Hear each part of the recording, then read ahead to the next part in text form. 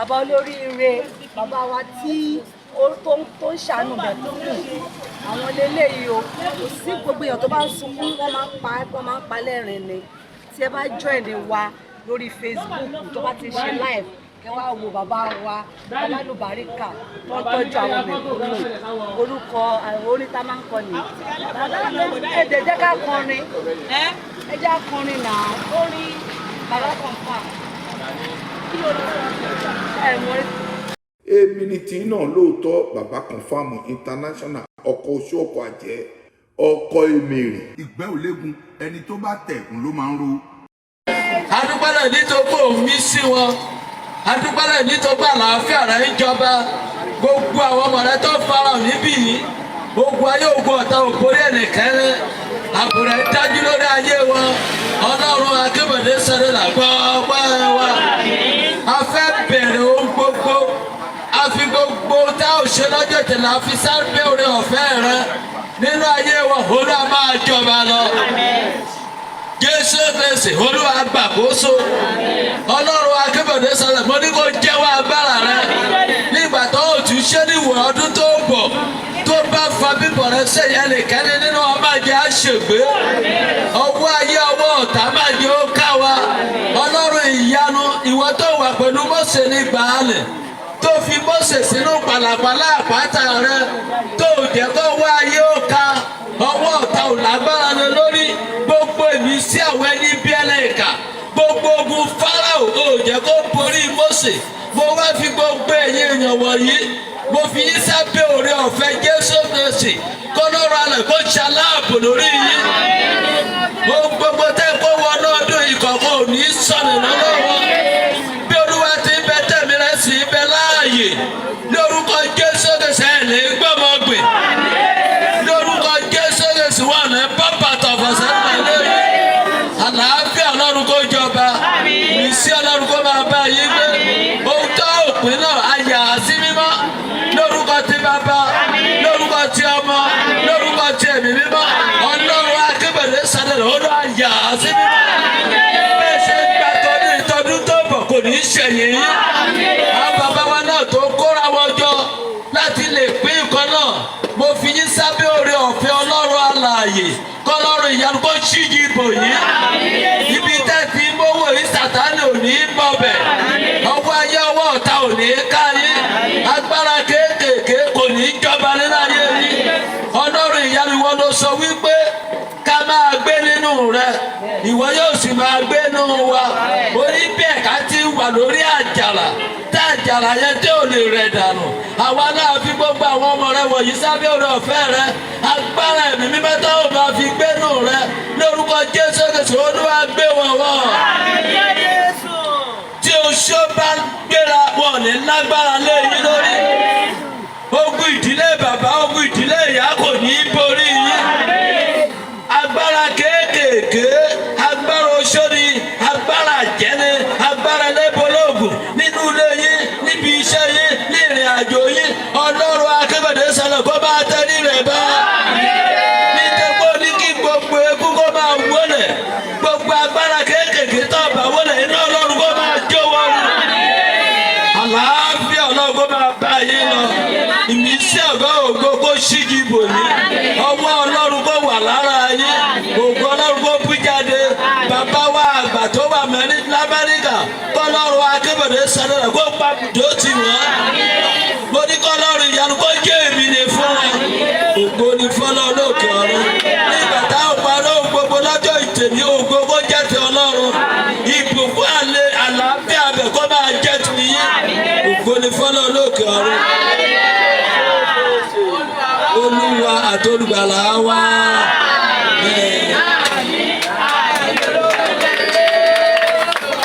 Ẹ pàtẹ́wọ́.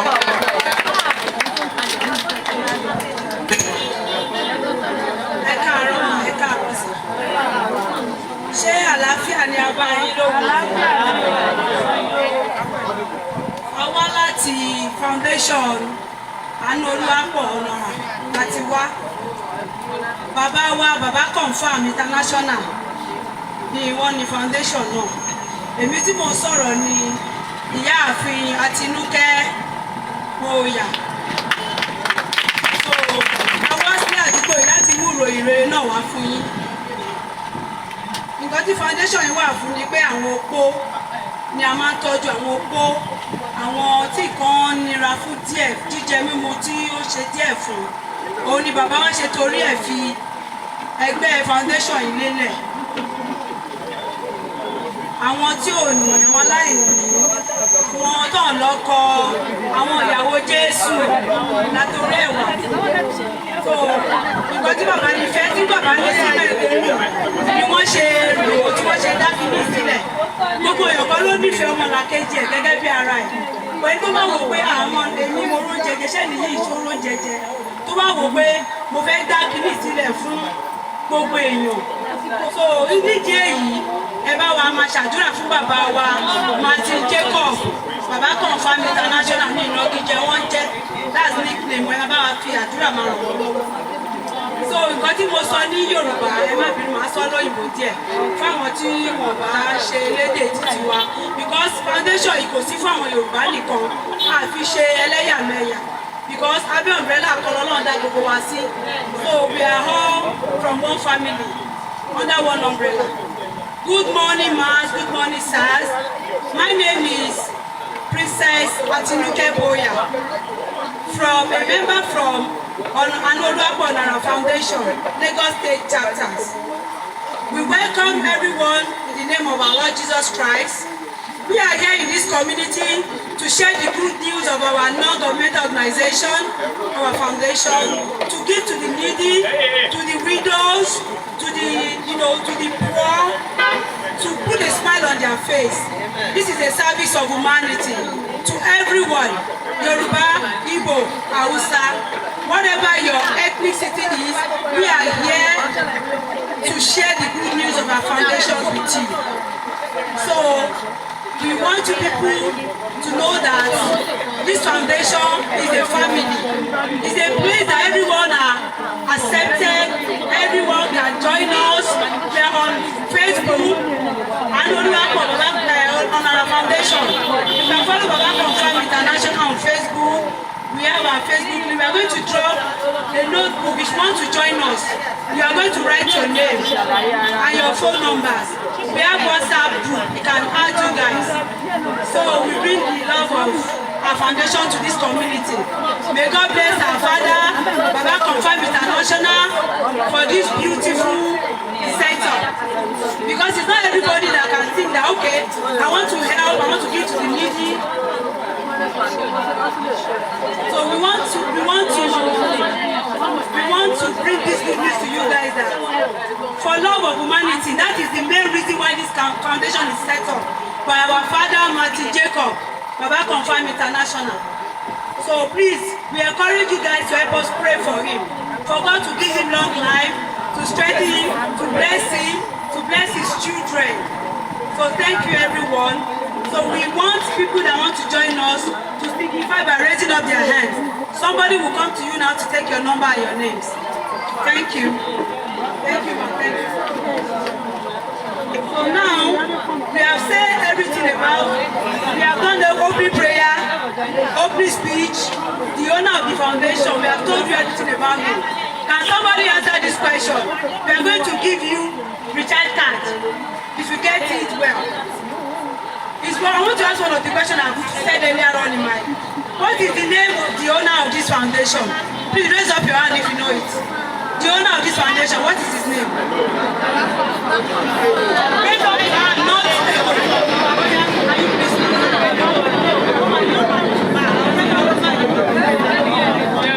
Martin Jacob, International.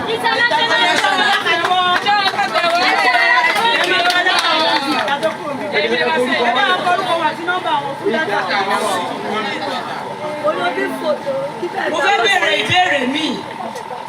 Ìbéèrè kejì ni pé nítorí ìdíwọ́ la ṣe dá foundation yìí sílẹ̀, ẹ náwó sókè kan wá dá wa lóhùn.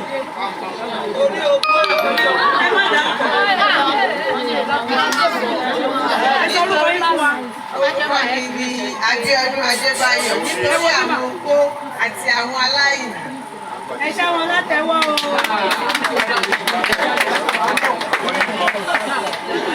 Mo tún fẹ́ bẹ̀rẹ̀ question kẹta. Ìbéèrè kẹta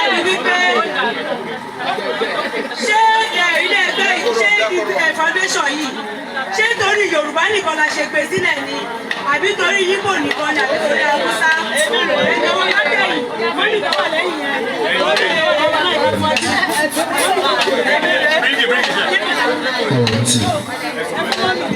Orúkọ yín náà.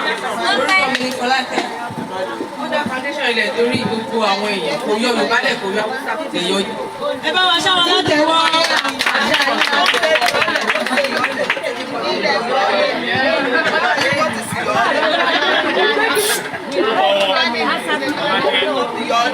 Àwọn afẹ́ àwọn new members ẹ wá darapọ̀ mọ́ wa. Ìfẹ́ tí yàn ní fún ọmọlàkejì. Ó ṣe bàbá kan bá nìkan lọ́ní fún ọmọlàkejì. Wọ́n bá pa àtàkùn sí ìbàyẹ̀ sí wọn ò tí ì rí yín rí báyìí. Àwọn ní ká lọ ṣe ojúṣe àwọn. So ẹni tó bá fẹ́ jàǹfààní irú ẹ̀ náà, ẹ̀yin náà gbọ́dọ̀ nífẹ̀ẹ́ ọmọlàkejì yín gẹ́gẹ́ bí ara yín. Láti ibi pé tẹ bá wà lé, bóyá ìyẹn ní ráìsì lé o, ìkejì yóò tí ì jẹun tó dẹ̀ ń gbòòrùn ọbẹ̀ yín. Bó ṣe ṣíbí méjì, ẹ̀bùn oúnjẹ ẹ̀fẹ́ nìyẹn.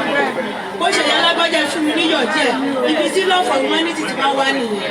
So ẹ jẹ́ ká try láti máa spread love láàrin ara wa, láti inú ilé tá à ń gbé, láti inú ẹbí wa, láti ìjọ Ọlọ́run, láti àdúgbò tí a wà náà. Ọlọ́run á ràn wá lọ́wọ́ o. Ẹ ṣé máa, ẹ káàbọ̀ ìgbà, ẹ káàbọ̀ sí i. Nǹkan tó tún kàn sí ni wípé a nídìí àwọn mẹ́mbà tó máa join wa. Ẹ̀yin wo lè fẹ́ darapọ̀ mọ́ wa? A wà ní Facebook, a wà ní WhatsApp. Ẹ bá wa gba nọ́mbà wọn àtọrúkọ wọn. Orúkọ mi ni Felicia. Mo ní ṣé àti máa bá yín ṣiṣẹ́ ni àbí kàn máa bá yẹn? Ẹ jọ ìwáná láti mọ bá ṣe ń ṣe. Ok, ní Facebook àbí ní physical? Ṣé ní Facebook? A ní WhatsApp group. Ok, Ẹ bá wọ WhatsApp. Tí bàbá bá fẹ́ jáde sí online, gbogbo ẹ máa lọ wò wọ́n Facebook. Ok. A máa lọ wò wọ́n. Ok. A dẹ̀ máa ń pín ẹ̀bùn dátà. Ok. Ìgbà míì yàn lè fún yín lówó recharge card. Ẹ bá ṣe ń wò wọ́n yìí, àwọn tó bá wò wọ́n. A máa ń pín àwọn ẹ̀bùn báyẹn náà lẹ́kọ̀ọ̀kan. So ẹ̀yin wo lè fẹ́ darapọ̀ mọ́ wa o? A máa jọ ẹ̀. Èkejì mi máa jọ ẹ̀. Ṣẹ́yìn mẹ́ta nìkan ló wà mí ni.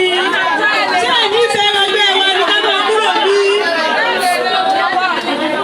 Ẹ lọ́wọ́ sókè. Mọ́mí wá wájú kí ló dé? Ẹ̀yin ọkọ̀ Jésù, ẹ̀yin ọkọ̀ oyè lọ́wọ́ wa. Ẹ lọ́wọ́ yín sókè.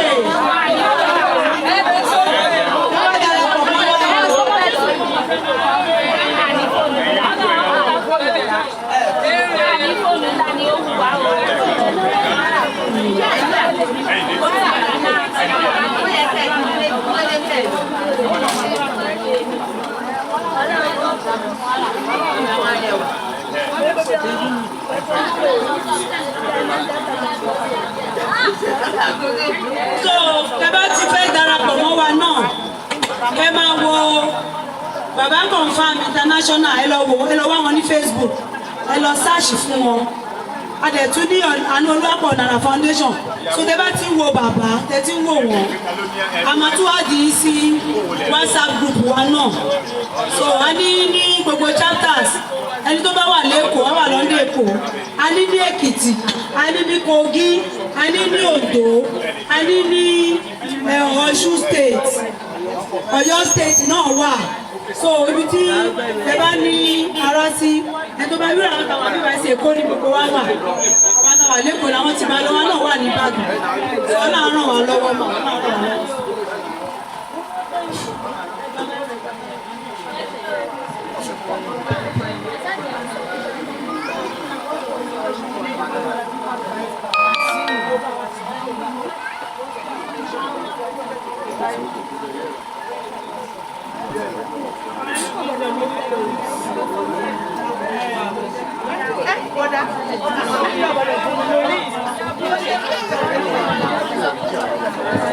Praise the Lord.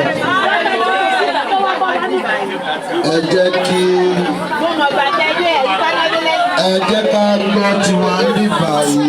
Gbogbo ilẹ̀ máa gbà. Ẹni sùúrù, gbogbo ilẹ̀ máa gbà. Ṣé ẹ̀ tó wà bí yóò tí ì pé 300 kò tẹ́ tí ì pé 500. Ọlọ́run á wà pẹ̀lú gbogbo wa. Ọ̀rọ̀ ìyànjú tí èmi mú wá fún gbogbo wa ni wípé ẹ jẹ́ ká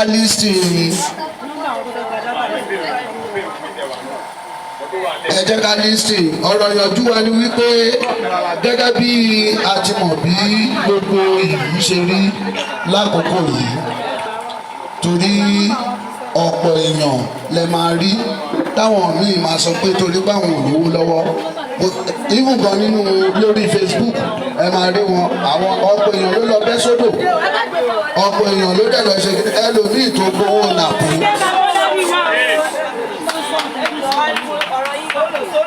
Ẹlòmíì tó gbowó nàpó, orí owó yẹn ló rò títí tó fẹ́ fi parẹ́ ẹ̀ dànù. Ẹ jọ̀ọ́ ẹ má jẹ́ ká para wa dànù nítorí owó. Àkókò ń bọ̀ lÓlúwa wí. Bàbá wa bàbá confam tó ṣe irú eléyìí, òun náà ti jẹ ìyà rí nílùú Nàìjíríà yìí dáadáa kó tó di pé ó lọ sí ibi tó lọ, kó tó di pé ó ronú jinlẹ̀ láti sọ pé òun nídìí láti fún àwọn èèyàn níwọ̀nba nǹkan tí Ọlọ́run pèsè fún wọn. Àwa náà dẹ̀ gbárùkù tì í nítorí pé a rí pé nǹkan tó dáa ni. Gẹ́gẹ́ bí irú èmi ò láìka àti ẹ̀ ti ṣó ara mi dẹ̀kí ń fẹ́ bí o jẹ́ ẹ̀ láìka àti sọ̀rọ̀ níwájú àwọn èèyàn torí mi ò lágbára, mi ò lẹ̀ náà kọ. So ṣùgbọ́n bí irú nǹkan báyìí inú mi máa ń dùn láti fún èèyàn. Inú mi rẹ̀ máa ń dùn tí bá rí ẹni tó bá sọ pé òun fẹ́ fún yàn, èmi náà máa wà in support of that. Ọ̀rọ̀ ìyànjú mi ni wípé ẹ jọ̀ọ́ nítorí Ọlọ́run ẹ jẹ́ ká fi ọkàn wa balẹ̀ ká dẹ̀ máa gba àdúrà, torí àdúrà ló lè ṣe ohun gbogbo. Kò ń ṣe nǹkan tẹ́ ẹ fẹ́ gbà ń bíbà yìí lónìí òun lẹ ti ń jẹ tẹ́ ẹ fi dàgbà bí eléyìí. Kò dẹ̀ ń ṣe òun lẹ máa jẹ títí, kò ń ṣe nǹkan tó ṣe kínní, ìfẹ́ lẹ ní. Èmi gẹ́gẹ́ bí ẹnìkan tí mo dúró níwájú yìí, ìfẹ́ mi lẹ ní tẹ́ ẹ fi wá jókòó sírú bíbà yìí. So ìfẹ́ bàbá wa bàbá confam lẹ́ni tẹ̀fi wá jókòó sí bíbá yìí, kò sí nǹkan tá a máa fún yín lẹ́yìn tó máa sọ pé bóyá òun ló lẹ máa jẹ fódìdí ọ̀sẹ̀ kan àbí odidi oṣù kan, so ti yẹ yín sìn. Ṣùgbọ́n ìfẹ́ tẹ ẹ níyẹn òun náà ni mo fẹ́ kẹ́ ẹ máa lò lórí gbogbo ohun ní tẹ́ ẹ bá ní. Ọ̀rọ̀ ìyànjú ni ẹ jọ̀ọ́ ẹ jẹ́ ká yẹra wa wò, ẹ jẹ́ ká ṣẹ́ẹ̀kì ara wa, ẹ má jẹ́ ká hùwà bàjẹ́, ẹ dẹ̀ má jẹ́ ká fojú wo everybody pé ká fojú underrate èèyàn. Kò sẹ́ni tí ò lè ga o, kò dẹ̀ sẹ́ni tọ́lọ́run ò lè gbé ga. Inú gbogbo adáwà bíbà yìí, ààrẹ ẹni tó sì ń lọ sí ipò gíga débi pé àwọn èèyàn máa wò pé ṣémi náà ni mo lè ṣerú nǹkan báyìí. But láti rú nǹkan báyìí náà èèyàn á dìde láti sọ pé àwọn kan náà ṣerú nǹkan báyìí, jẹ́ kémi náà ṣe léyìí tó jù báyìí lọ. So ẹ jọ̀ọ́ torí Ọlọ́run ẹ má jẹ́ ká rora wa pé Ọlọ́run á wà pẹ̀lú gbogbo wa. Wọ́n bá nǹkan tá a bá fún wa lénìí, ẹ jọ̀ọ́ ẹ bá fìfẹ́ gbà á. A tún ń bọ̀ tá a tún fẹ́ ṣe eléyìí tó ga ju eléyìí lọ, débi pé àwọn mẹ́díkù kìíní láàrin wa, wọ́n wá o mẹ́díkù personnel wà láàrin wa tí wọ́n pọ̀ rẹpẹtẹ. Ìgbà yẹn àti ra àwọn equipment lọ́bẹ̀ fi ṣe ojú nǹkan gbogbo ẹ̀ la ṣe ń gbé bọ̀. Ṣùgbọ́n eléyìí ni first day tá a kọ́kọ́ jáde, a dẹ̀ rí bẹ́ẹ̀ yẹn èèyàn ẹ tọ́nà kù fún wa. Ọlọ́run á wà pẹ̀lú yín, àánú Ọlọ́run ò ní fi lé ẹnì kankan wá sílẹ̀. Ẹ jọ̀ọ́ bẹ́ẹ̀ ṣe jókòó quietly yìí, òun náà ní ká jọ jókòó kọ́ dẹ̀ rọra fún wa ní nǹkan tí a rọra mú wá. Ọlọ́run á wà pẹ̀lú gbogbo wa. Ẹ ṣé o. Ẹ bá wa ṣáájú máa wọ́n lọ́tẹ̀wọ́.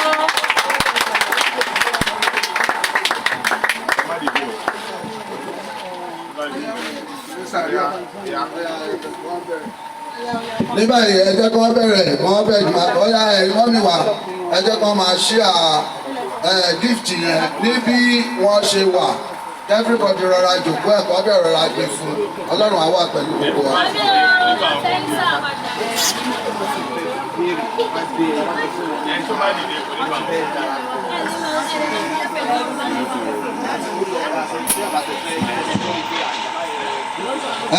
Orí ọ̀fẹ́ wà fún wa fún ẹni tó bá fẹ́ béèrè question àbí ẹni tó fẹ́ béèrè kí ni ẹgbẹ́ wa yìí wà fún. àbí ẹni tó bá tún fẹ́ béèrè pé báwo la ṣe fẹ́ jọyìn ẹgbẹ́ yìí kò ń ṣe nǹkan tó le rárá. Eléyìí ò dẹ̀ yọ kò yọ ẹnì kankan sílẹ̀, kò yọ muslim sílẹ̀, kò yọ christian sílẹ̀ torí àti discriminate nínú ẹgbẹ́ yìí, everybody ló wà fún. So láti lè fi ràn ara wa lọ́wọ́ ni ẹjọ́ torí Ọlọ́run ẹni tó bá nífẹ̀ẹ́ láti ṣe àyè wà ńlẹ̀ everybody. Ọlọ́run á wà pẹ̀lú wa o, Ọlọ́run á ṣàánú pẹ̀lú wa. Ní báyìí ẹ jẹ́ kí wọ́n bẹ̀rẹ̀ láti wájú, wọ́n bẹ̀rẹ̀ ní máa ṣe ẹ̀bùn yẹn fún ẹnì kọ̀ọ̀kan wa.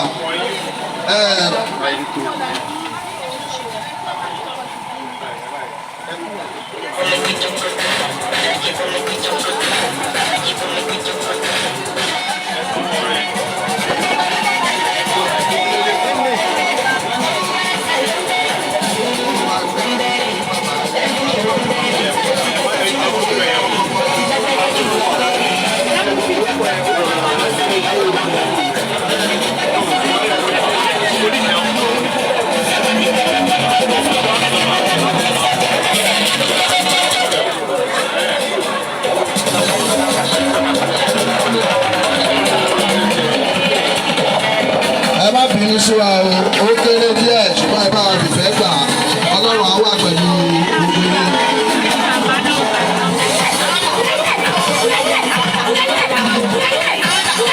Èyí tá a tún máa ṣe ní kí bóyá kí January tó délẹ̀ ó máa tóbi ju eléyìí lọ, Ọlọ́run á wà pẹ̀lú yín o. Ẹ ṣeun o, bẹ́ẹ̀ ṣe ń gbà ẹ máa bá wa gbàdúrà. Ẹ máa bá wa gbàdúrà ran bàbá wa.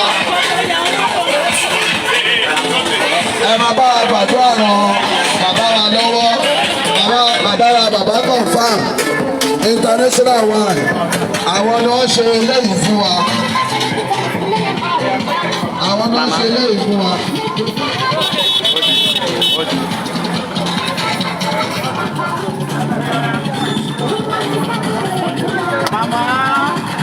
Ẹ káàbọ̀ ẹ súnmọ́ wa níbí báyìí.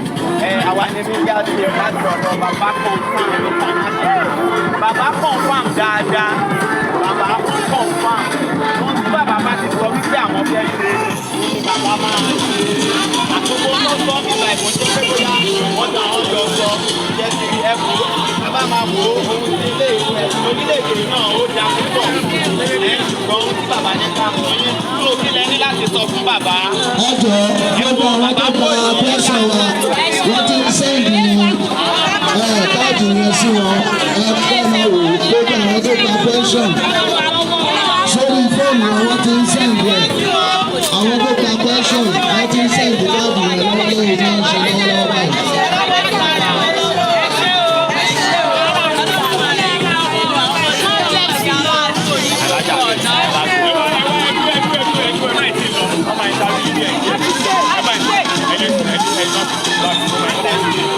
Ẹ̀gbọ́n ẹtì wọ láì alájà débi wà mí àyàwó ó yẹ Yorùbá that's very nice. What is your name? Miliki Sulu. Baba is greeting you. Wait for Baba. Where your gift? I know now. Come and carry your gift. Amen. Baba is greeting you. Are you happy for what happened today? You are very happy. That's nice. Baba too is happy the way you are happy because Baba wants everyone to grow. Baba know Nigerian is hard. That is why Baba is helping everybody. Yes, amen. Ẹni tó bá ti rí lẹ́tà ẹ wo fóònù yìí wọ́n ń ṣe lọ́wọ́lọ́wọ́ báyìí torí pé wọ́n fẹ́ wò pé kó má dàbẹ̀ pé wọ́n ò ṣe wọ́n ti ń ṣe ẹ̀ṣẹ́ tó fóònù yìí tó bá ti rí wọ́n sọ̀rọ̀ fún àwọn ti rí ẹtí ní tọ́jú ó ti rí tiẹ̀ ó ti rí lórúkọ bàbá lórúkọ ọkọ tí ẹ̀kọ́ táwọn èèyàn máa ń pè wọ́n Baba confam international confam yẹn bàbá ò parọ́ ẹnì kan ta àti ẹ̀ náà ti lọ ó ti rí bàbá fẹ́ bàbá máa ń ṣe ìjọba ẹ̀ wò wọ́n jẹ́ ní ìsìnjẹ́ inú yín dùn sí bàbá ni àbí báwo. Náà kí lẹ lè sọ nípa ohun tí bàbá ṣe.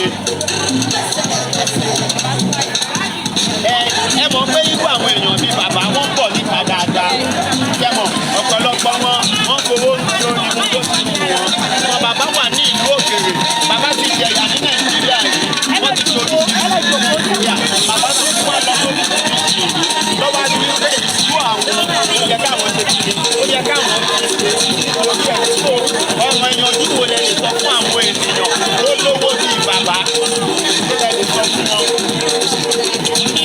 káwọn náà ṣe dáadáa bíi ti bàbá tábà yìí ti ru bàbá yìí lélòó irú bàbá yìí ní àdúgbò bàtà wáyé kí ló ń pàdúgbò tá wáyé náà.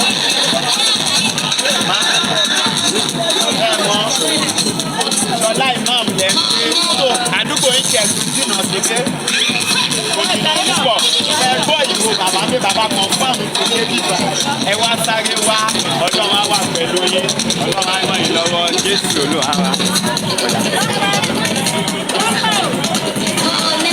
Àwọn èèyàn mi ní o, ẹ má bá wọn jà o, àwọn èèyàn tèmi lélẹ́yìí o. Nígbà tá ẹ bá lọ sọ ẹ má jẹ́ kó wá nà mí lẹ́gbàá o. Àwọn èèyàn mi ní wọ́n wọ ẹ̀jọ̀ bá mi ṣe wọ́n jẹ́jẹ́ o.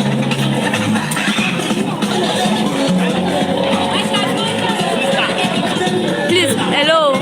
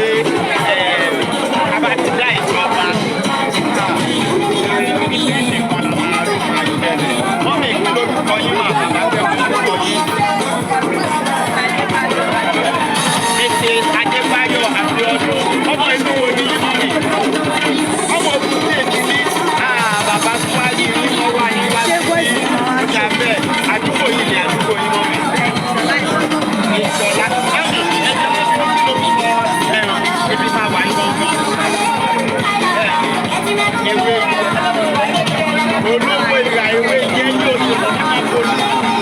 Ibẹ̀ ni bàbá ti wá ṣe ọjọ́ ọlọ́run. Wọ́n mi kí ni ọmọ tó wà lọ́wọ́ ní ilẹ̀ ní aláwọ̀ bàbá.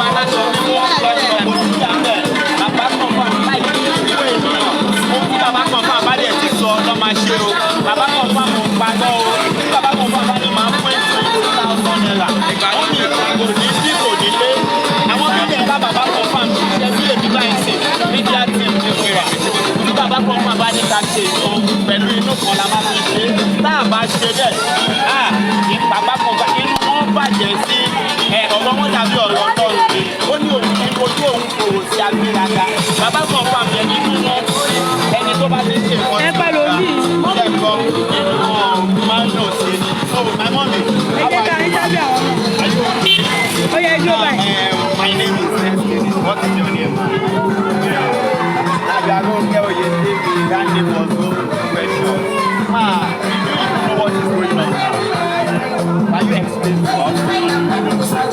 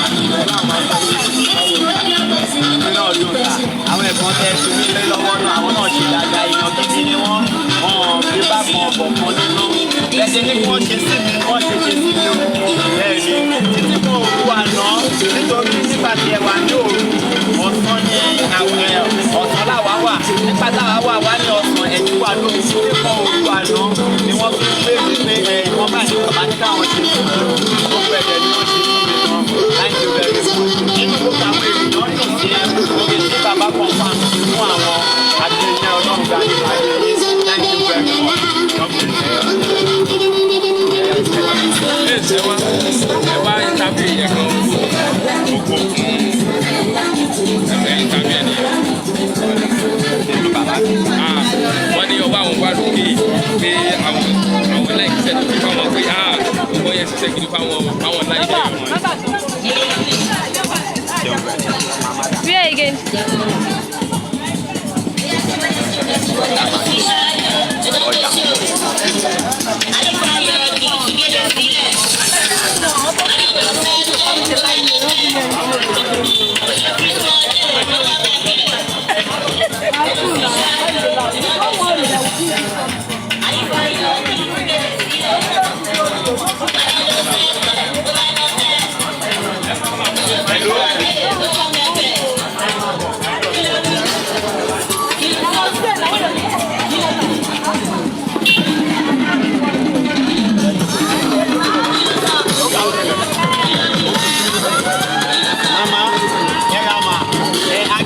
àgbàlagbà ni so bàbá kan fún àwọn ọ̀rẹ́ kí ẹni pé ní ẹ̀kan olùdókòwò láti bá àwọn ọ̀dọ́ sọ̀rọ̀ tó pé wọ́n ti ní okùn bàbá kan fún àwọn oníkàgbéṣì àwọn àgbàlagbà kẹ́ẹ̀dógún so kí lorúkọ yín màmá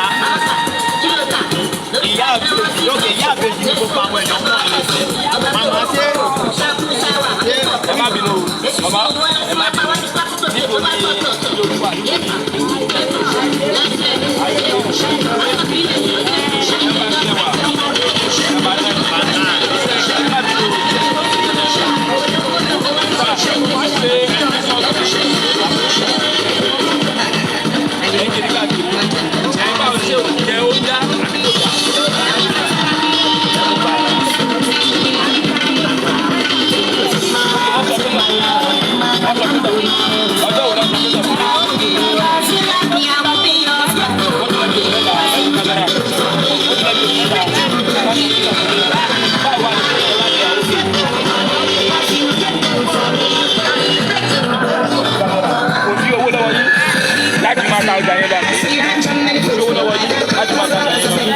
Okay, now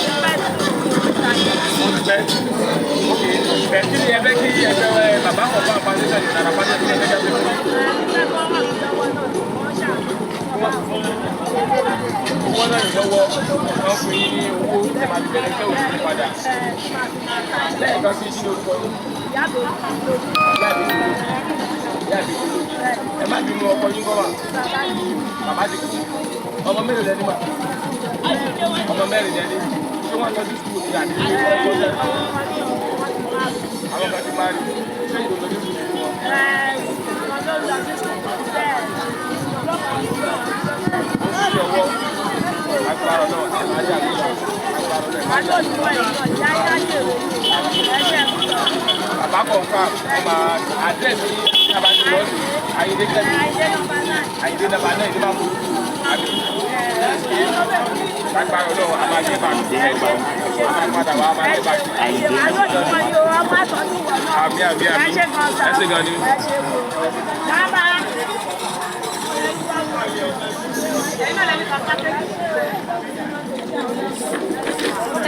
Kẹ́rí nǹkan tó ṣe lọ́rọ̀ ọ̀rọ̀ oúnjẹ pínpín tó máa ń pè náà.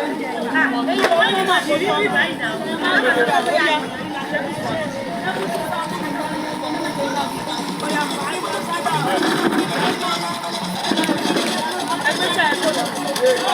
Bàbá sọ pé kí ìlú mẹ́mbà tí wọ́n gára jọ.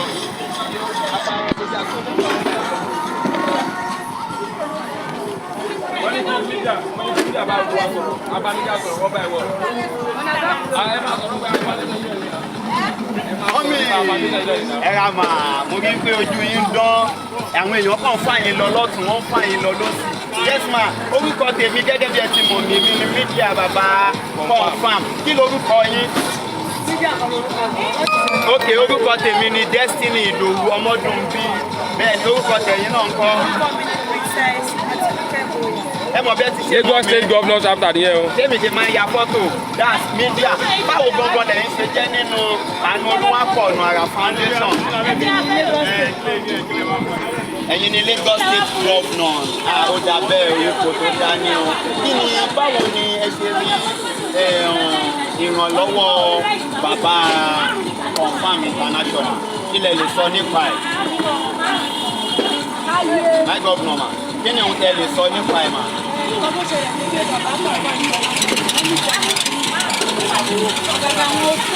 Everybody knows báwọn oko ẹni tó pẹ́ bá ti kú lọ sí tẹ̀lé fàyè máa ń wà lẹ̀ fáwọn òbí tí ó ní bàbá ṣe sọ pé oko àwọn aláìní wọ́n dáwọ́ oko lóko ẹni tó bá ti ṣe business ẹ̀ lọ àbí tí torí pé gómìnà bá ṣiṣẹ́ bí máa fà wọ́n mọ̀ nígbà tí kò sí so bàbá máa ń láti ṣe fáwọn èèyàn bíi mélòó tá lè ta orúkọ wọn tí wọ́n ti dá wọn ní oko ìkọ́nà business.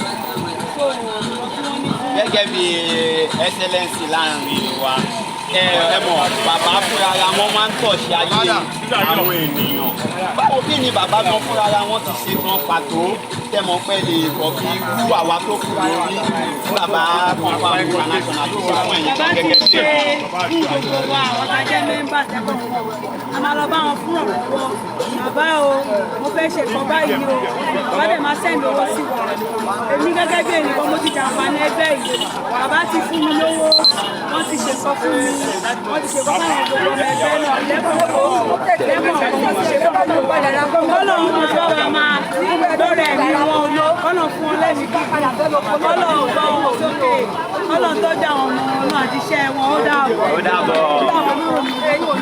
My mommy gẹ́gẹ́ bí ẹ ti mọ orúkọ mi Ìdòwú Destiny ọmọdún gbé kí lorúkọ tí ń nà mà. Adéjọkẹ́ ní Àánú Oluwapo Ona Ara foundation ti Lagos chapter báwo gangan lẹ ṣe jẹ́ láàrin wọn mẹ́mbà ni yín kí lẹ lè sọ fún àwọn mẹ́mbà tó kù nípa bàbá Confirm International. ó jẹ́ ká máa fi ṣe báwọn gbé ẹgbẹ́ yìí ká báwọn fi fẹ́ ṣe ká polongo fún àwọn ẹgbẹ́ tó wà wọ́n dé òun láàrin wọ́n máa ń ṣàmì àwọn ọmọ máa ń dẹ́kọ̀ọ́ gẹ́gẹ́ bí tí bàbá ṣe ń ṣe fún gbogbo ènìyàn kí ni ohun tí ẹ lè gbà ládùúrà fún wọn. àdúrà bá mi àwọn ọmọ pé Ọlọ́run kò túbọ̀ gbé ọmọ sókè Ọlọ́run kò jẹ́ ẹ̀mí wọn oníṣẹ́ wọn Ọlọ́run kò máa wò wọn ní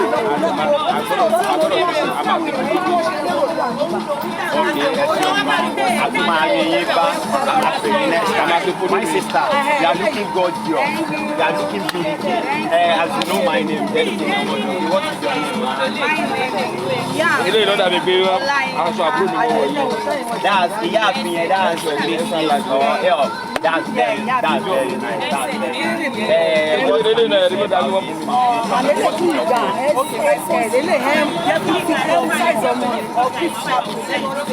My excellence. Under the foundation of Ẹjọ́ aṣọ mi ló ń sẹ́yìn. Ẹjọ́ àwọn táwọn wọ̀ ẹ̀ ló ń sẹ́yìn.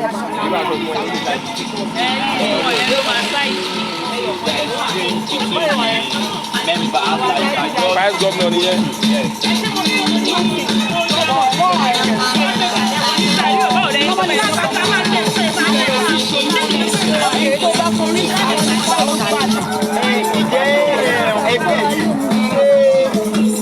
Ara wa ni àbí bóyá à ń gba sálárì níbẹ̀ ni bóyá kí ni ẹ̀kọ́ lè rí sọ. Bàbá tó fi kó gbogbo àwọn ìṣẹ̀lẹ̀ láti rọ owó ìrànwọ́ ẹni tó ṣe aláìní ẹni tí kò kú díẹ̀ káàtó fún opó àti ẹni tí wọ́n fẹ́ràn láti ta ọjà láti ṣe ohun èrè ohun bàbá bá ẹgbẹ́ ìlẹ́kùn àwa tí àwọn ìjọba tẹ̀sán ń gbà bàbá bí à ń ṣiṣẹ́ fún bàbá bàbá ti téèyàn bá fẹ́ join ni ẹgbẹ́ ṣe ó di dandan ká lọ rí bàbá lókè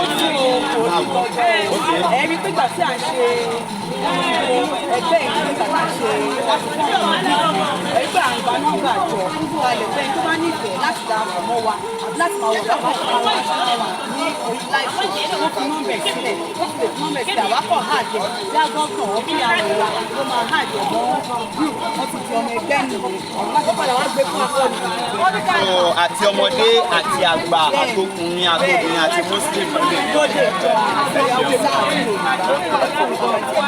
Thank you very much. Our number one man àkọ́kọ́ màtàmá ìtàgé láàrin báyìí ẹ̀sọ́ kí lórúkọ yín sà yíyọ àmàrí yín yọ lórúkọ Jésù bí a ṣe ń rí bàbá kọ̀ǹfàmù yọ àmàrí ẹ̀yìn náà yọ bàbá báwo lẹ ṣe jẹ́ nínú ẹgbẹ́ ìgangan sà.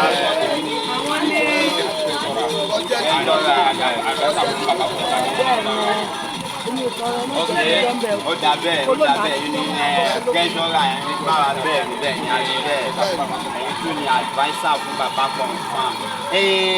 Ní ìtẹ̀yẹ jẹ́ advice fún bàbá confam yẹn. Ẹ mọ̀ fáwọn èèyàn kan wà bẹ́ẹ̀ láyé bẹ́ẹ̀ tó jẹ́ pé wọ́n ní owó bẹ́ẹ̀ tí ṣùgbọ́n wọ́n ṣe tí bàbá confam ṣe máa ń ṣe. Kí lẹ lè rí bí ìyàtọ̀ kí lẹ dẹ̀ lè sọ bí àbí ọ̀ràn ìyànjú fún wọn. Kájú mi sọ ni pé ọ̀tọ̀ ni olówó ọ̀tọ̀ ni olówó kí ni ìyàtọ̀ olówó àti aláàánú gan. olówó ó máa ní owó ìwà àgbáyé fún àwọn ilé ìwé wọn pé ẹni olówó lẹ́nu nígbà láàánú ó ń ṣaláàánú ọ̀rọ̀ yẹn lágbára o olówó kí ni aláàánú máa ń ṣe. aláàánú kò lè ní tó olówó ó lè máa ní ilé òjò tó 1,000 wà lọ́wọ́ ó dẹ̀ máa lọ kó wá òkè àti ẹ̀ẹ́dẹ́gbẹ̀rún tó tẹ̀ jókòó sí ju kí nìkan tó ń ṣe ó dẹ̀ súnmọ́ pé àti nìkan tó ṣe ibi tó mọ̀ ń pa wọn látàárọ̀ òun dẹ́ níbi 700 naira aláàánú tòun tẹ̀ ń sọ fún wa ní ìsìn pé aláàánú ó yàtọ̀ sí olówó olówó máa fi hàn fún ayé pé olówó yẹn lọ́pọ̀ o ṣùgbọ́n aláàánú máa fi nínú kékeré tó ní ẹ̀. kó máa help àwọn èèyàn ìwé èèyàn bẹ́ẹ̀ ni bàbá kan fà mí. mọ́mì wa kan sọ lẹ́ẹ̀kan yẹn ni wípé bá ṣe wá síbí lẹ́ẹ̀kan yẹn wọ́n gba nọ́mbà àwọn tí ò bá wá síbí báyìí tó dẹ̀ wà nínú kinní tí wọ́n ń wò wá yẹn báwo ló ṣe lè join ní ẹgbẹ́. àwọn tó lè join wa the first step tó máa kọ́ sí ni pé wọ́n á lọ sí Facebook username bàbá ní Facebook ó ní bàbá confam Martin Jacob bẹ́ẹ̀ bàbá confam international wa. tọ́ba tiẹ̀ ti rójú yìí wọ́n á ti mọ̀ pé bàbá confam. kábàtì bẹ́ẹ̀ lọ sí Facebook username kankan tẹ Martin Jacob username Facebook yẹn á gbé data bàbá jáde á dẹ̀ join so tó bá ti wá join from Facebook tó bá ti join tí bàbá ti jáde sí live tó bá ti ṣe show ní live òun náà máa jáde wọn máa wọ bàbá ọ̀rọ̀ ìgbìyànjú tí àwọn àgbà wà níyànjú láti máa láàánú àwọn ọmọ ìdúnú àwọn tó kú jẹ́ káàtó fún torí àánú èèyàn ó wà ní ìlú bàbá yìí bàbá confam that is why wọ́n fi pè wọ́n ní bàbá confam. wọ́n confam wọn tó bá ti sọ. Ọlọ́run nìkan ní 100% Ọlọ́run tún fún àwọn kan àwọn náà tún yá lò. àwọn náà ní aṣáájú àwọn ní 99.9 bàbá confam nítorí nǹkan tó bá ti sọ báyìí lọ́ọ́ máa ń ṣe tọ̀sán. wọ́n sọ fún àwọn tó máa ní òkè oko máa fún yín ní 1,000 dọ́là kó bá dọ̀là ká wá ní ọgbẹ́ni mi ìrówó yẹn ò lówó immediately tó bá ti ń sọ wọ́n hẹ́n bí kọ́ báyìí wọ́n máa ṣòwò yẹn ẹsẹ̀kẹsẹ̀ àbàjẹ́ nìkan tó láàánú so bí wọ́n ti mọ abẹ náà fún wọn Ọlọ́run ní fipá wọn sí. Àmín Jésù. Ọlọ́run ní fi àwọn tó bá Àmín Jésù. ẹni kí ẹni èèyàn bí èèyàn tó bá fẹ́ da foundation ìwú Ọlọ́run bá mi dà wọ́n wú.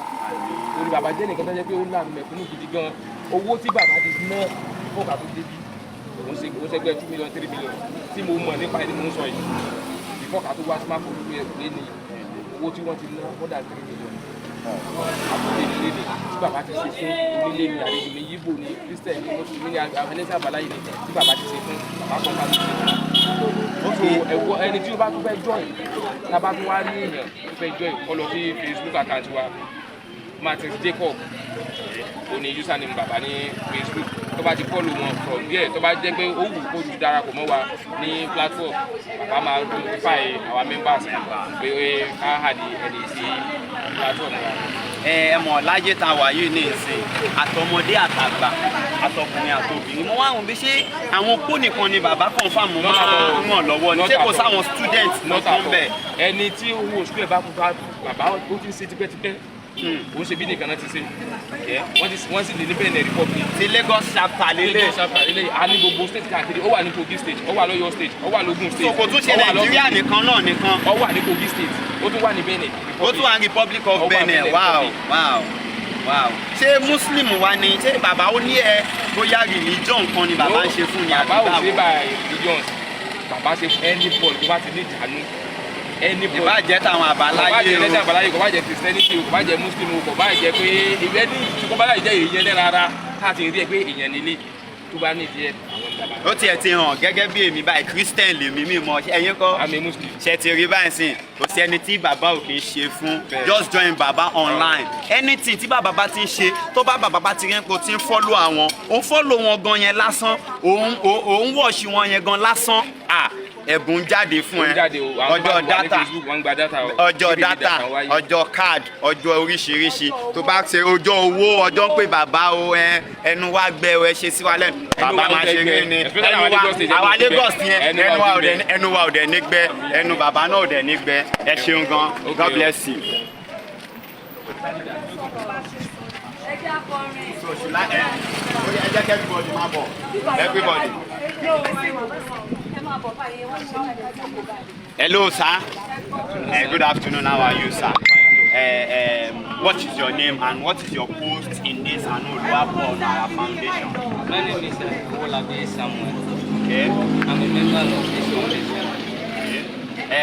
Okay, you are a member. I'm a member. You are still a member. Okay. In Lagos State. You are from which state, sir? I'm from Osun State. You are from Osun State. That's very nice.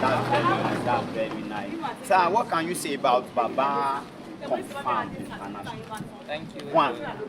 Thank you for the question. I know Baba Confirmed through this foundation. This foundation, somebody, one of my twin sister. Okay. My wife is a twin. Okay, your wife twin sister. Yes. She's the one that brought me to this foundation. First thing I noticed about Baba is the first day I joined it, because I don't know when I went because I always listen to comments and listen to what is the purpose of this. So there was a day Baba I always listen to how Baba and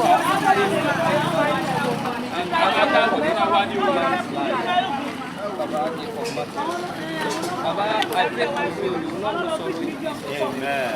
You will not know about in Jesus. Amen. Gbogbo nǹkan tó ń tara yín jáde, ilé tó ní àti ilé tí ò ní, Ọlọ́run máa bẹ̀rẹ̀ sí ní kí wọn. Àmín, Jésù. Because ohun tó wà lọ́kàn ti yín ni pé àwọn tí ò ní láti pa àwọn sókè. Àwọn tí ò lọ ọkọ, àwọn tí ò lọ́mọ, àwọn tí bàbá wọn kú, bàbá tí yà ń jẹ.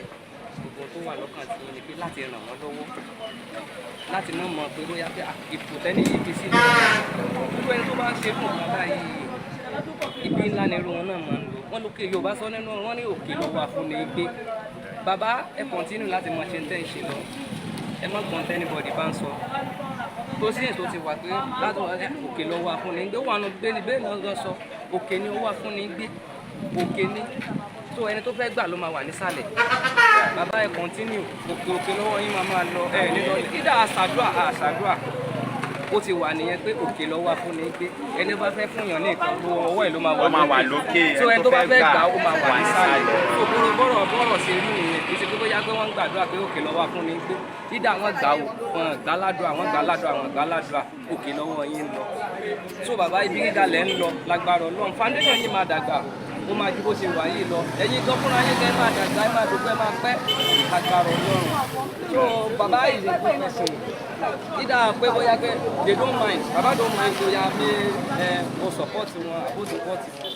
Mo gbàdúrà wíwo orí ọ̀fẹ́ tọ́lọ́run fún bàbá yìí kọ́lọ́run fún èmi náà tèmi náà lórí ọ̀fẹ́ yìí tèmi náà máa ṣe irú nǹkan báyìí àti bóyá bàbá yìí tètè ṣe irú nǹkan tó ń ṣe lọ́wọ́ yìí tèmi gan ni bóyá bí 50% látọ̀tún kan pé bàbá yìí ń ṣe mo gbàdúrà kọ́ Ọlọ́run fún mi lórí ọ̀fẹ́. Ọlọ́run á dẹ̀ fún yín lórí ọ̀fẹ́. Ọlọ́run máa fún mi lórí ọ̀fẹ́. So Ọlọ́run á ràn bàbá lọ́wọ́ bàbá keep on doing this.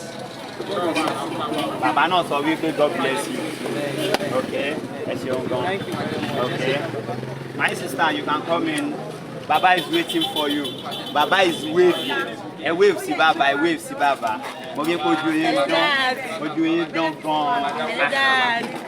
lẹ́yìn bí ẹ̀kọ́ ń gba wájú lẹ́ ń gbẹ̀yìn lẹ́ ń ṣọ̀tún lẹ́ ń ṣòsì wọ́n ti fẹ́ náà yín bẹ́ẹ̀ yẹn gan mo rẹ́nìkan tó wọṣọ rẹ́ tó ní ẹ̀ tí fún kankan kí báwo gangan lẹ́yìn ṣe jẹ́ gan ṣọ́mọ bàbá ní ìrìn àbí báwo.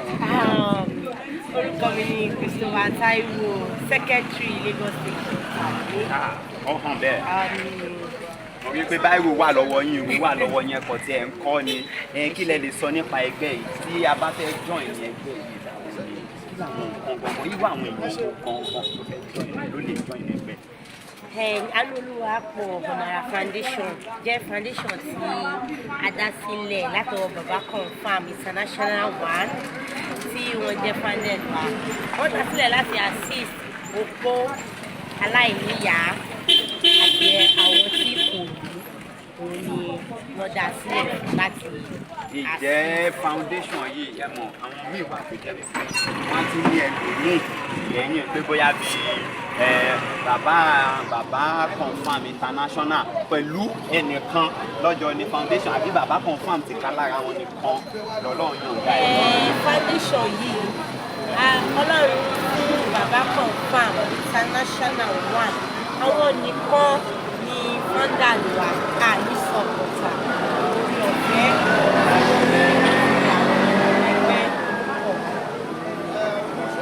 wọ́n ń ṣe bàbá ṣùgbọ́n èyí tó pọ̀ jù wà ló ṣe.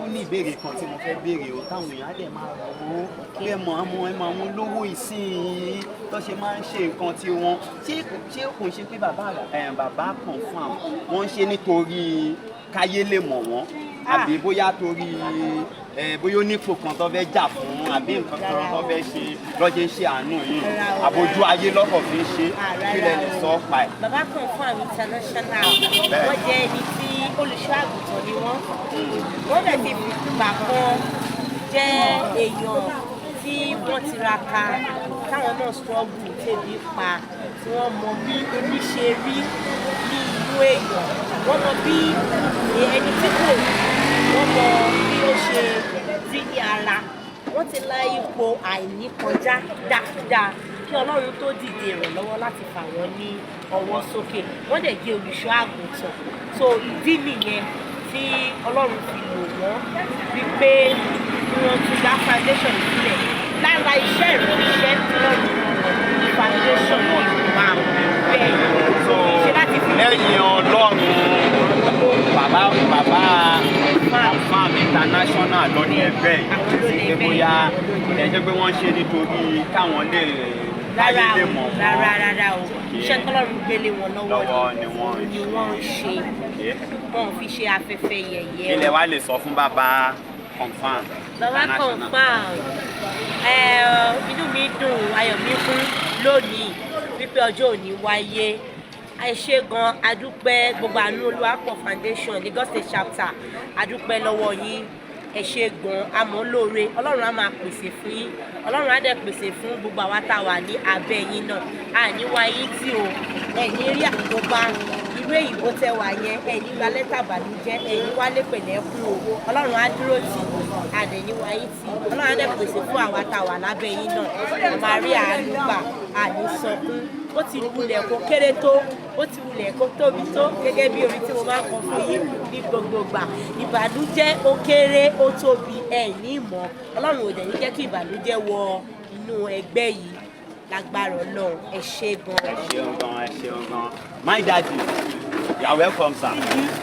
Mo òye kan orúkọ tèmi pé mo pẹ́ tí mo rẹ̀ tí mo ti ṣe é ṣe látàárọ̀ mo dẹ̀ rí wípé ẹ̀yin lè ti dàgbàdo láàrin ìsìnwá tẹ̀ ṣe ń ṣe lọ́tún lẹ́yìn ṣe lósì ẹ̀yin bá wa wípé tí bàbá ṣe ní ká ṣe rèé tí bàbá ṣe fẹ́ jẹ́ ká ṣe rèé kí lorúkọ yín gan pàtó àti pé báwo gan lẹ ṣe jẹ́. orúkọ mi ní John Olúmúyìwá ẹbí ní chairman committee Oluwapo Ona Ara foundation ti Lagos chapter. ọmọ ìlú wo ni sá. ọmọ Ọ̀yọ́ state ni. Ó ti fi hàn dádì sáà, ó ti fi hàn dádì ọmọ Ọ̀yọ́ state ni yín. So ìlú gan ò tiẹ̀ ṣe pọ̀ mọ́ pé bóyá bàbá ọmọ ìlú kan ni bàbá, ọmọ inú gbogbo ènìyàn ni bàbá ń ṣe fún. So dádì kí ni ẹ lè sọ, kí lẹ lè fi ẹmọ àwọn ọmọ kéékèèké sí yìí tí a wà nínú abẹ́ yín tá à ń ṣiṣẹ́ fún bàbá, kí lẹ lè sọ fún wa sà? Nǹkan tí mo kàn lè sọ kò pọ̀ púpọ̀ bí ọ̀rọ̀ ìyànjú náà ni kí Ọlọ́run kí ó ràn gbogbo wa lọ́wọ́. Ṣé rí nírú àkókò yìí ẹ̀yin ọmọ sí yìí ẹ nídìí láti ní sùúrù tó pọ̀ gidi torí bí ìlú ṣe ń lọ ń sìn tá a bá ní ká wò wọ́n ní bí ó bá yẹ pé déjò ṣe gùn tó ní ká fi dáná sun tá a máa fi sun lé. Èèyàn ò ní mọ̀ òun so èèyàn gbọ́dọ̀ fi ọgbọ́n òye ọpọlọ kó fi gbé gbogbo nǹkan tó ń ṣẹlẹ̀ nílùú sí kéèyàn dẹ̀ fi sùúrù sí torí pé àkókò yìí kò fararọ rárá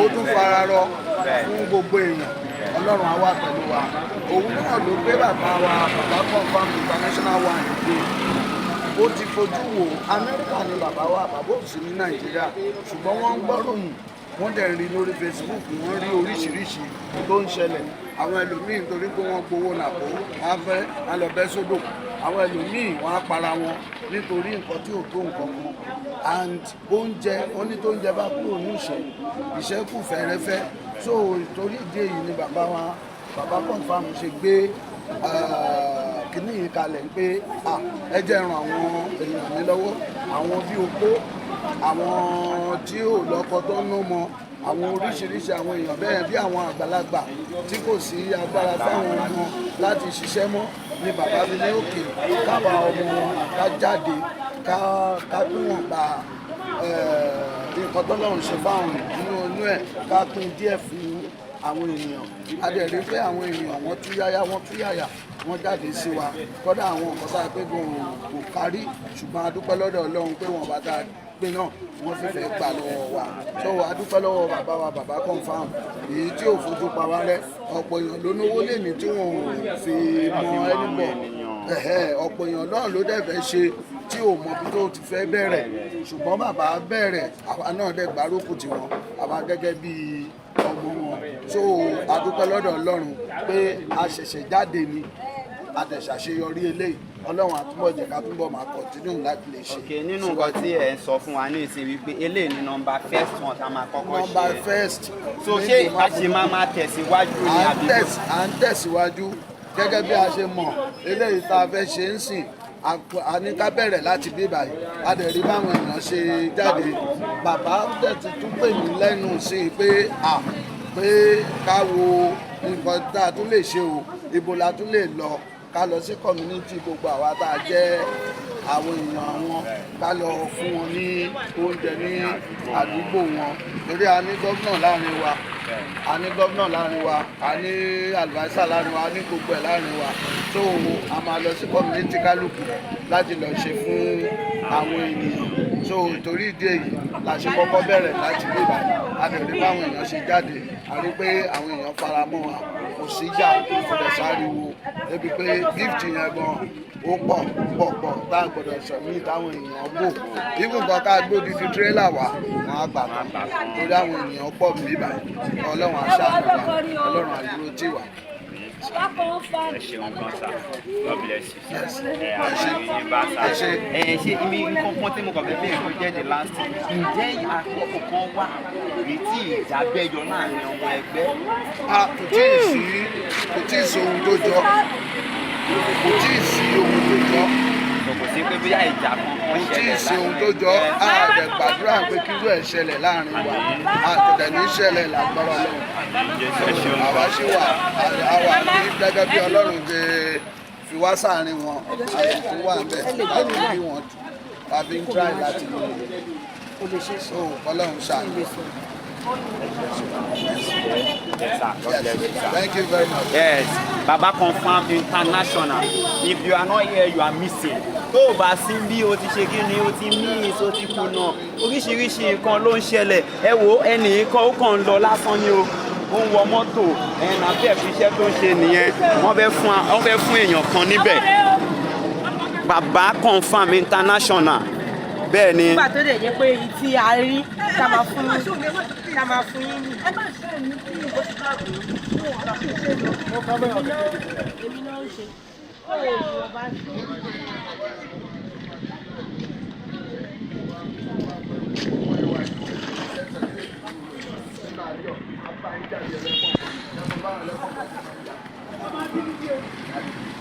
My mommy, how are you, ma?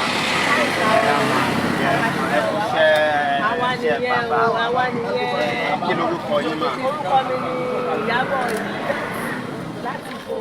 Láti Èkó. Báwo ni ilẹ̀ nínú ẹgbẹ́ yìí? Ọmọ ẹgbẹ́ náà làwa náà. Ọmọ ẹgbẹ́ bàbá kan fún international. Kí ni àtẹ lè sọ nípa bàbá confam? Nǹkan ta lè sọ́kọ̀ o, bàbá dáadáa ni, bàbá tó ń fowó ṣàánú àwọn èèyàn. Tó tún ra oúnjẹ tó tún fi oúnjẹ tó fi ń ta àwọn èèyàn lẹ́rẹ. Tí ò jẹ́ kí ebi kó pa àwọn opó, tí ò jẹ́ kí ebi kó pa àwọn aláìní. So bàbá tó dáa ni wọ́n. So à ń wádẹ̀ rí iṣẹ́ takuntakun tó ń ṣe. Lágbára Ọlọ́run ibi tí wọ́n ti mówó tó ń ná lórí àwọn èèyàn. Ọlọ́run á bá àfọ̀pọ̀ rọ́pò síbẹ̀. Lórúkọ Jésù àní wá wọn ti inú ẹgbẹ́ yìí. Iṣu ẹgbẹ́ yìí á dẹ̀ jiná fún wọn jẹ. Nígbà tó gbọ́ ẹgbẹ́ ìbá máa jiná lórúkọ Jésù. Àní fi fúláwà àní fi sọjọ́ fún wọn lórúkọ Jésù. Àní fi àkàrà àní fi sọjọ́ fún wọn. Àdẹ̀ ní wá wọn ti lókèlókè lọ́wọ́ wọn wá fún mi gbé. Lókèlókè lọ́wọ́ wọn máa wá lọ. Nítorí pé wọ́n tíráì. Wọ́n bá jẹ́ pé báwọn ẹlòmíì ṣe ń ṣe ni bàbá wa ń ṣe ni. So tó bá gbé àwọn bí bàbá wa ṣe ń ṣe làwọn ẹlòmíì náà ń ṣe ni. So lágbára Ọlọ́run ọwọ́ wọn Ọlọ́run á dẹ̀ bá gbé wọn sókè lágbára Ọlọ́run á túbọ̀ bá gbórí wọn sókè àdẹ̀ níwá wọn ti lórúkọ Jésù lágbára Ọlọ́run á dẹ̀ bá wa bùkún wọn o gbogbo ibi táwọn ọmọ wọn náà wà Ọlọ́run á tí aláàánú dìde kan kú sí wọn o lágbára Ọlọ́run bàbá confam international one God bless you sir.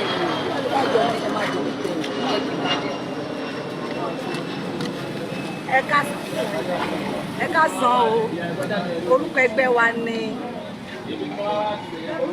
wa ni Aanu Oluwapo Ona Ara foundation. Ẹgbẹ́ wa jẹ́ ẹgbẹ́ aláàánú, ẹgbẹ́ tó dáa. Bàbá olóríire, bàbá wa tí tó ń ṣàánú bẹ̀tùkù. Àwọn leléyìí o, kò sí gbogbo èèyàn tó bá ń sunkún wọ́n máa ń pa lẹ́rìn ni. Tí ẹ bá join wa lórí Facebook tó bá ti ṣe live kẹ wá wo bàbá wa alálùbáríkà tó ń tọ́jú àwọn mẹ̀kúnnù orúkọ orin tá máa ń kọ nìyí. Èdè jẹ́ ká kọrin ẹ jẹ́ kọrin náà orin bàbá confam. Kí ló dé? Ẹ mọ̀ ẹ́